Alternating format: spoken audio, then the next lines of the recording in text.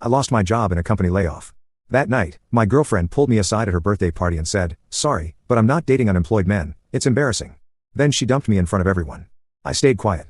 2 years later, I became a millionaire, and she DM'd, "Congrats on the startup. Can we talk?" I just replied, "Have you ever had one of those days where everything goes so spectacularly wrong that it almost feels orchestrated?" That was me 2 years ago. Lost my job at 10 a.m., lost my girlfriend by 10 p.m. same day. Talk about efficient. I was a senior developer at FinTech Solutions, a mid-sized financial technology company. I'd been there for nearly 4 years, had good performance reviews, a decent salary, the works. Then came Black Thursday, the day management announced they were restructuring and eliminating 30% of the workforce. My entire department got axed. No warning, no real explanation beyond market conditions and strategic pivot, classic corporate speak. HR gave us the standard severance speech, 2 months pay, benefits through the end of the month, career counseling services nobody ever uses. We had until 5 p.m. to clean out our desks and turn in our badges. Security watched us like we might steal staplers or plant bombs in the bathroom.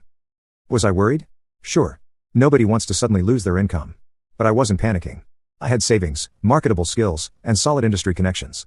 Plus, my girlfriend Megan had just made partner at her law firm, so we had breathing room financially while I job hunted. Speaking of Megan, it was her 29th birthday that night. She'd been planning this party for weeks at an upscale rooftop bar downtown. About 50 people, open bar, catered appetizers, the works.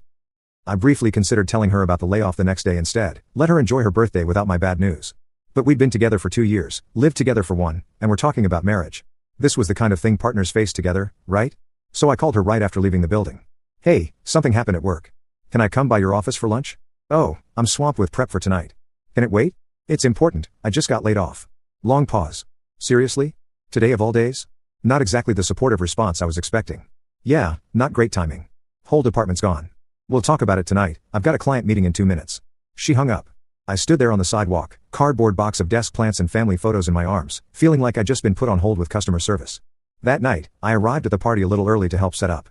Megan was already there, looking stunning in a black cocktail dress and heels, directing the catering staff like a field general. When she saw me, her smile seemed strained. "Hey, happy birthday," I said, giving her a kiss on the cheek. "Place looks amazing." "Thanks." She glanced at her watch. "We need to talk before everyone arrives, come with me."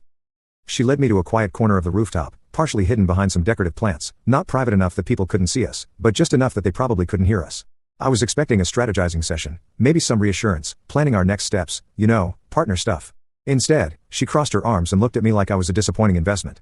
"So, tell me exactly what happened." I explained the layoff, how it wasn't performance related, how they gutted the entire department, the severance package. She listened with an increasingly impatient expression. When I finished, she sighed heavily. "And what's your plan now?" "Well, I'll start applying immediately. Might take a few weeks, but with my background, a few weeks?" She cut me off. "Do you know how that sounds? My clients are Fortune 500 executives.